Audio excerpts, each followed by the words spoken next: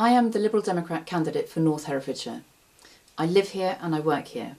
My husband is from here and we are bringing up our children here. I want to make 3 points about why I'm standing. First, I am a lifelong Liberal Democrat. For me, that means standing up for an open, tolerant and outward-looking Britain where no one will be enslaved by poverty, ignorance or conformity, as the preamble to our Constitution puts it. A country in which the government recognises that it is there for the people, not just governing for its own sake. My father stood in many elections, including the first European election in 1979. I was 18 and it was my first vote. And for me it was a seminal moment, as I realised that I had already been alive longer than between the end of the Second World War and the time when I was born. And the idea that France, Germany and Britain, the old antagonists, would go to war was already unthinkable. My father fought in the Second War and his father in the First, but for my brothers or me, there was not even a thought of such a thing.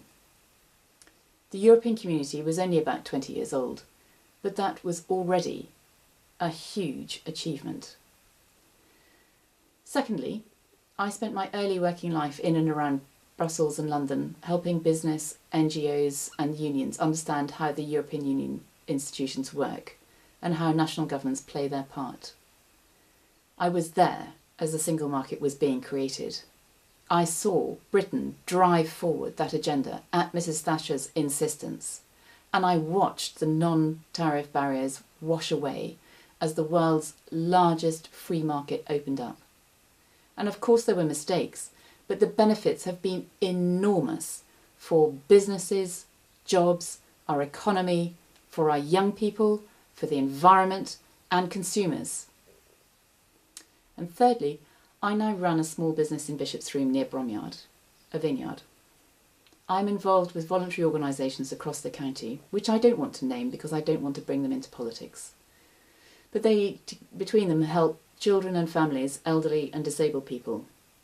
And I see at first hand the effects that these cuts are having on all of our services. Now, the Labour candidate would, I think, be as surprised as anyone if he won this election. The Green has given up and says that the current MP is going to win again. But I have not given up. I am not doing this for the fun of it, and I'm not climbing any party political ladder. This is my home, this is where I live, and I cannot stand by and watch as people suffer for lack of care, as children fail at school because of lack of teachers. In this county, health and education are in crisis, and anyone who is involved with care knows what a tragic state it's in. There's not enough housing for our young people, and the roads are melting before our very eyes. Our MP voted time and again for these cuts, and I will not let him get away with it. They are a political choice, and it doesn't have to be like this.